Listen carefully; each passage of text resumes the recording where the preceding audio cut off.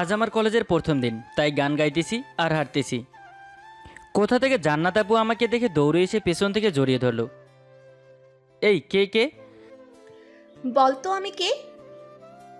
আমি তো গলার আওয়াজ শুনেই বুঝতে পারছি, তাই আমি ওকে রাগানোর জন্য বললাম, ফারজানা। এই ফারজানা আবার কে? তাই আমি বললাম না।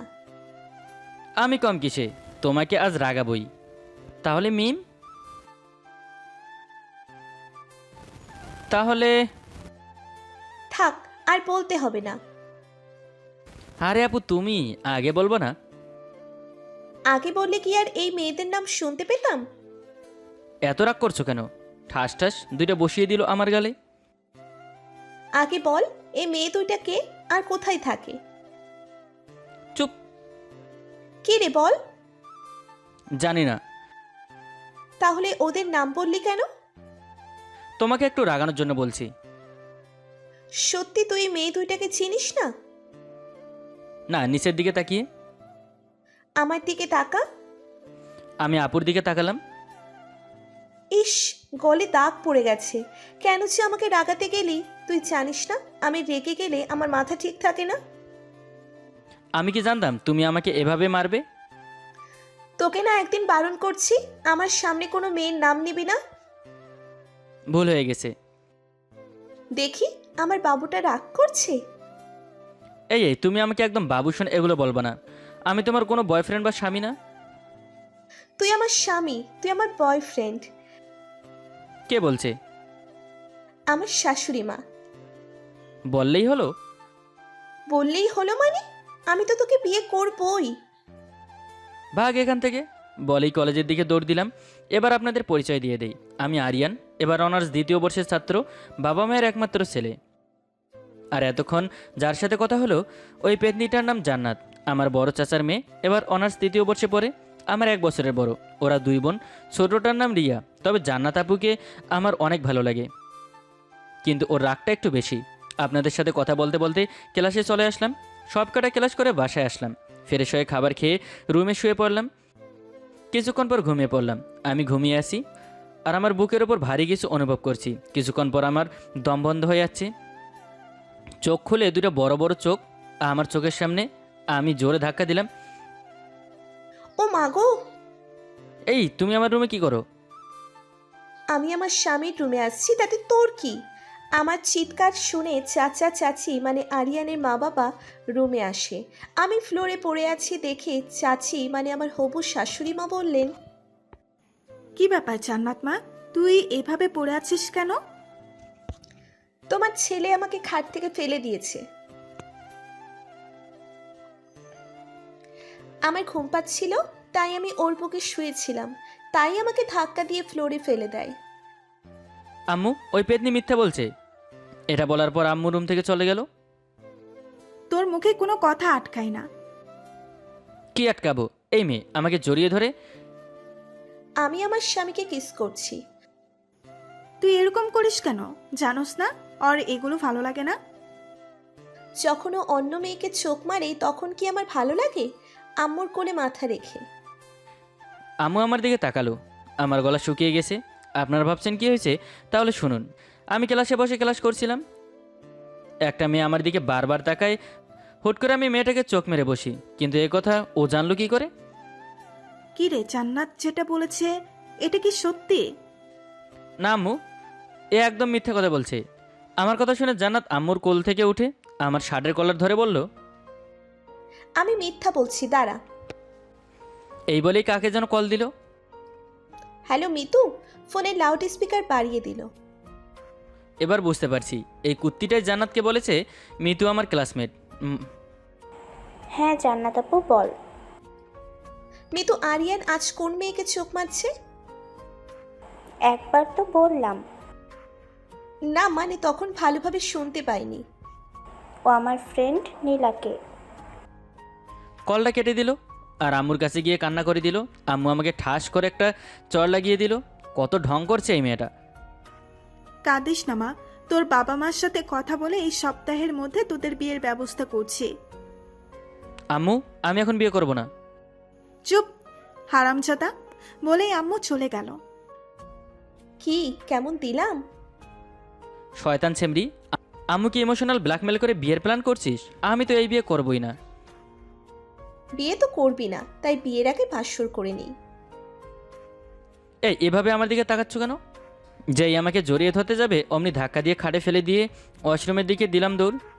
ফ্রেশ হয়ে দরজা হালকা খুলে দেখলাম জান্নাত আপু রুমে আছে কিনা, দেখি নাই, তাই বেরিয়ে আসলাম। এভাবে কেটে গেল কিছুদিন। আজ কলেজ শেষ করে বাড়িতে এসে দেখি বাড়ি সুন্দরভাবে সাজানো। আমি তো অবাক, বাড়িতে আজ কি কোনো অনুষ্ঠান আছে নাকি? আমাদের বাড়িতে আমি ভেতরে গেলাম, সবাই সবার মতো কাজ করছে। আমি বাড়িতে এসেছি, কারো কোনো সারা শব্দ নেই, সবাই সবার মতো কাজ করেই চলছে। আমিও আর কোনো কথা না বলে রুমে আসলাম আর ভাবছি আজ বাড়িতে কিসের আয়োজন চলছে। আমি তো শেষ আম্মু। এতক্ষণ রুমে ছিল না, তাই আব্বুর সাথে কথা এভাবে বলতে পেরেছি। আব্বুর সাথে আমি অনেকটাই ফ্রি। এই আম্মুকে আমি অনেক ভয় পাই। কি রে, কে বিয়ে করবে না? আম্মু এখন আমার বিয়ের বয়স হয়নি, আমি এখন বিয়ে করব না। কেন বাবু, তুমি কি কচি খোকা? একদম ন্যাকামো চলবে না।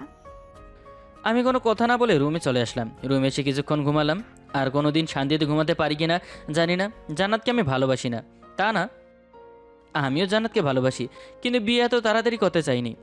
সন্ধ্যায় ঘুম থেকে উঠলাম, উঠে ছাদের দিকে গেলাম, গিয়ে দেখি গায়ে হলুদের আয়োজন চলছে। আমি আবার রুমে আসলাম, মোবাইলটা নিয়ে ফেসবুকে ঢুকলাম, ঢুকে গল্প লিখতে শুরু করলাম। কিন্তু কিছুই ভালো লাগছে না। কিছুক্ষণ পর আম্মু রুমে আসলো, নে এগুলো পরে সাদে আয়। বলেই চলে গেল, আমাকে কোনো কিছু বলার সুযোগ দিল না। কি আর করার, তৈরি তৈরি হয়ে ছাদে গেলাম। আর ভাবছি আজ হলেও জান্নাতকে বিয়ে করতে হবে, কাল হলেও বিয়ে করতে হবে। কিন্তু মন কিছুতেই সায় দিচ্ছে না। যা হোক, গায়ে হলুদের সব কিছু শেষ হলে আমি আমার কিছু বন্ধু আসছিল, তাদের সাথে আড্ডা দিচ্ছিলাম। রাত 2টার দিকে রুমে আসলাম, গোসল সেরে গাটা এলিয়ে দিলাম। আর ভাবছি এই রুম থেকে কিছুতেই বের হব না। তাই এবার ওটা দরজা ভালো করে লাগিয়ে দিয়ে একটু নিশ্চিত করলাম কাল সকালে কেউ আমাকে বিরক্ত করতে পারবে না। আর কাল এই রুম থেকে কিছুতেই বের হব না। ভাবতে ভাবতে ঘুমিয়ে গেলাম। সকালে দরজা জোরে জোরে ধাক্কার কারণে ঘুম ভেঙে গেল। মোবাইল হাতে নিয়ে দেখি 12টা বাজে।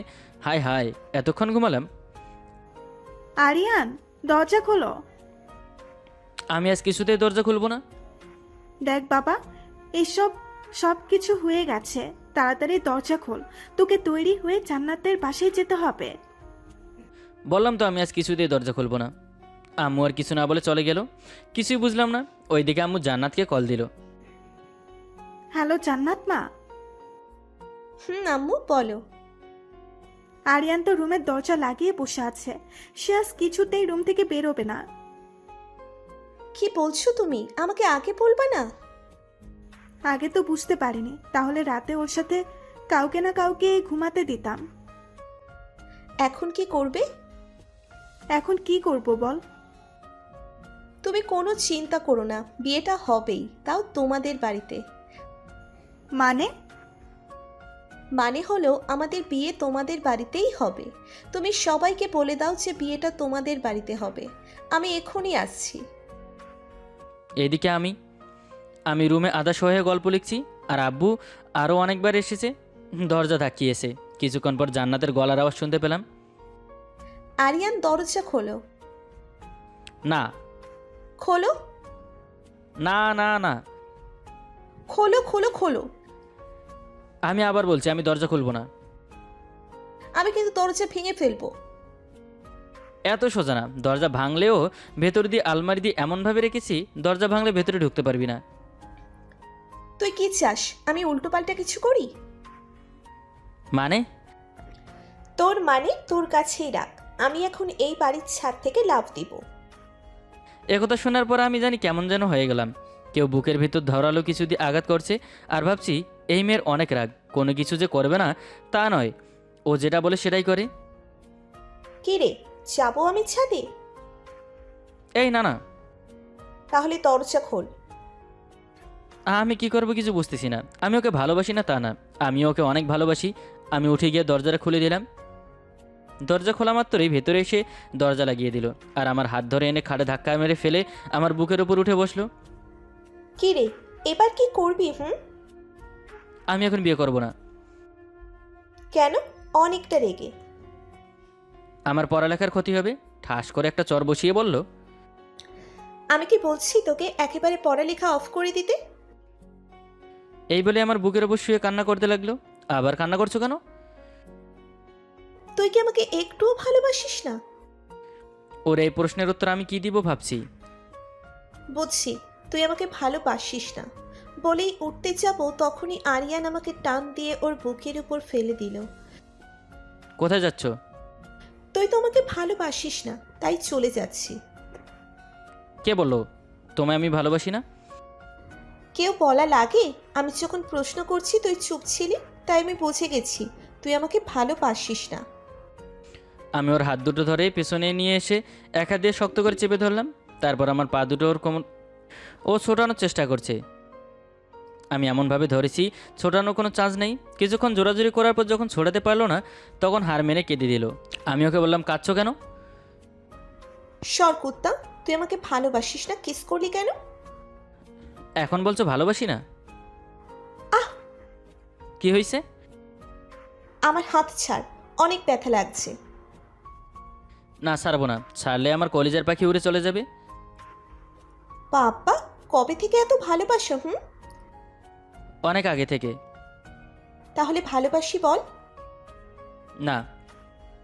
ছাড় আমাকে। এমন করছো কেন বলো তো? তাড়াতাড়ি বল। আমি তোমাকে ভালোবাসি। I love you. I love you too. আহ, ছাড় না। কেন? একটা কিস করব? হবে না, এখন সব আমার আয়ত্তে আছে, তাই আমি যা করব তাই। এই, একদম না, আমার লজ্জা করে না? ওরে আমার লজ্জাপতি, নিজেই শিখাইছো, এখন আমি তো করবই। কিরে, তোরা রুমের ভেতরে কি করিস? তাড়াতাড়ি বাইরে আয়, সবাই বসে আছে। আম্মুর আওয়াজ শুনে আমি ওকে ছেড়ে দিলাম। ও খাটের এক পাশে শুয়ে পড়লো আর হাত জ্বলতেছে, মনে হয় ব্যথা পেয়েছে। আমি ওর গায়ের ওপর একদম না, আম্মু ডেকে গেছে, তাড়াতাড়ি রেডি হও। একটা আর চাইবো না। ঠিক আছে, বলতে না বলতেই আমার ঠোঁট দখল করে নিল। কত বড় লুচ্চা পোলা! যখন আমি কিস করতাম তখন কেমন ভদ্র ছেলের মতো থাকতো। আমি ওকে সরিয়ে বললাম, হয়েছে, এবার রেডি হ। এখন বিয়েটা না করলে হয় না? এটা বলার সাথে সাথে ও এখান থেকে উঠে চলে গেল। এতক্ষণ আমি খেয়াল করিনি ও পুরো বিয়ের সাজে এসেছে। দূর, ভালো লাগে না, মনটা যে কই থাকে। আগে এভাবে দেখলে এত সহজে ছাড়তামই না। আমি ফ্রেশ হতে গেলাম। ফ্রেশ হয়ে ওয়াশরুম থেকে বের হয়ে দেখি জানাতে একটা লাঠি নিয়ে দাঁড়িয়ে আছে। এদিকে আসো বাবু। না শোনা, যাওয়া যাবে না, আগে মাথাটা ঠান্ডা হোক। না বাবু, আমার মাথা পুরো ঠান্ডাই আছে, এদিকে এসো। এই, আমার দিকে এগোবে না। এটা দেখছো হাতে কি? একদম হাত পা ভেঙে তারপর বিয়ে করব, তখন আর জায়গা থেকে না। এরকম কিছু করবি না, আমি রেডি হচ্ছি, তুই যা। না বাবু, আমি এখানেই থাকবো। মারছো কেন? আর একটা খেতে না চাইলে তাড়াতাড়ি শার্ট খোল। এরকম করছে কেন? আমারও তো একটা মান সম্মান আছে নাকি? কেন? এখানে তো কেউ নেই, তুই আর আমি ছাড়া। আছে তো। কে? আরে আমাদের পাঠক পাঠিকারা। পাঠক পাঠিকা? এরা কারা? আর তোমার আর আমার লাভ স্টোরি নিয়ে গল্প লিখছে লেখক। ও, ওই পাঠক পাঠিকারা। আপনারা কিছুক্ষণের জন্য চোখ বন্ধ করুন। বলে দিয়েছি, এবার তাড়াতাড়ি পাঠা। আমি রেডি হয়ে জান্নাতের সাথে নিচে গেলাম।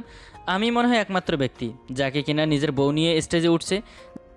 যাই হোক, শেষ পর্যন্ত বিয়েটা করতেই হলো। বিয়ের সব কিছু শেষ হতেই রাত 8টা বেজে যায়। আমার কিছু বন্ধু ছিল, তাদের সাথে ছাদে বসে আড্ডা দিতেছি। কখন যে রাত 12টা বেজে গেল বুঝতেই পারিনি। আব্বু এসে একটা চর দিয়ে বলল তাড়াতাড়ি রুমে যেতে। আমি ওর দেরি করলাম না, ছাদ থেকে নেমে রুমে যাব।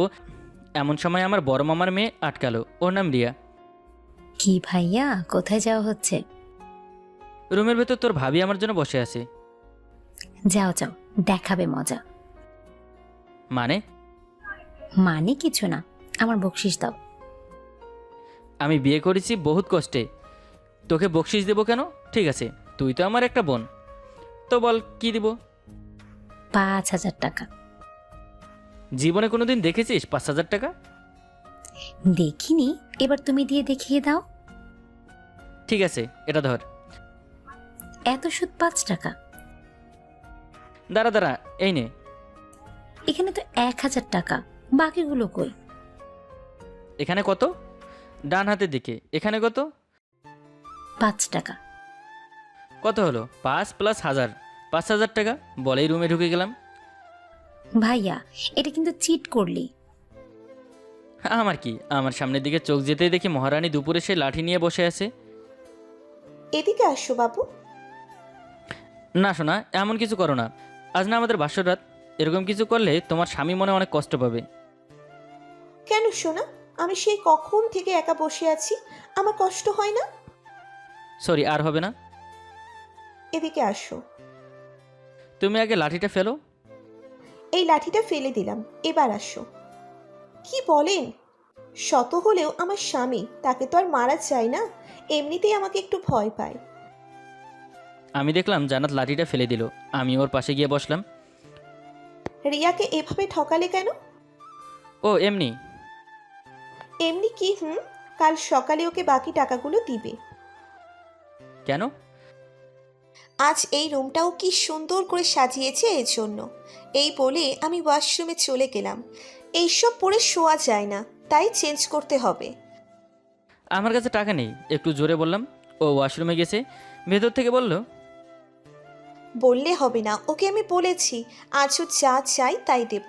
ও দেখি আর কোনো কথা বলল না। আমি ফ্রেশ হয়ে বের হলাম, অমনি আমাকে কোলে নিল। এই কি হয়েছে? এভাবে কোলে নিল কেন? আমি আমার বউকে কোলে নিয়েছি।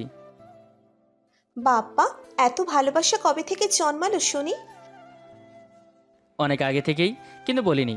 আমি ওকে খাটে ফেলি। এই তুমি ফ্রেশ হবে না?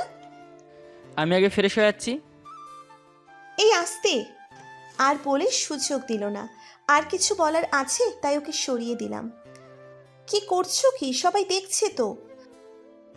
কারা? কই, এখানে তো কেউ নেই। ভুলে গেলে নাকি তোমার আর আমার গল্প লিখছি লেখক? ও তাই তো, পাঠক পাঠিকাদের তো বিদায় দেওয়া হলো না। এই যে বহুত পড়েছেন, বহুত শুনেছেন, এখন যান। তাড়াতাড়ি যান, কারণ আমাদের শ্বশুর আব্বা শাশুড়ি মা তারা নাতি নাতনি আবদার করছে। ওই বাকিটা বলে দিয়ে তাড়াতাড়ি আসো তো।